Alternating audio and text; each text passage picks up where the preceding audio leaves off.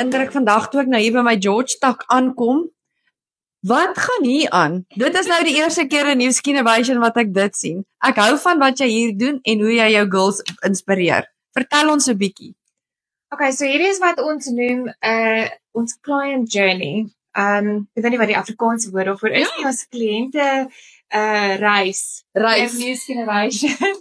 So 'n garden route reis. Ja, yes. So wat lekker is van so 'n exercise is dat ek kan vir die terapeute ons kan so saam brainstorm en met mekaar gesels en kyk, sit ons onsself in ons kliënt se skoene en hoe ervaar hulle ons diens, hoe ervaar hulle behandeling. Jy weet, en ons wil dit vir hulle fantasties maak. Ons wil dit 'n wonderlike ondervinding maak en ons kyk na al die aspekte van so 'n journey en waar kan ons altyd verbeter.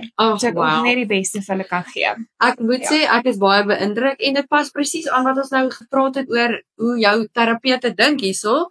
Albei van hulle dink uit die boksie uit en nou kan ek sien waar kom die inspirasie vandaan. Ja. Well done.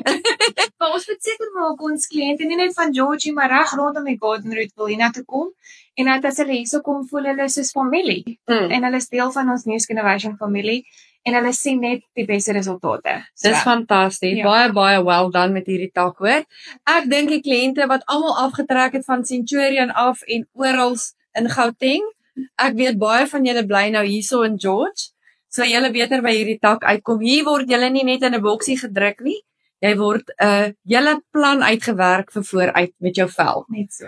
Dankie. En ek weet jy kry 'n koppie koffie ook as jy aankom. Die lekkerste koffie. Ja. Dankie.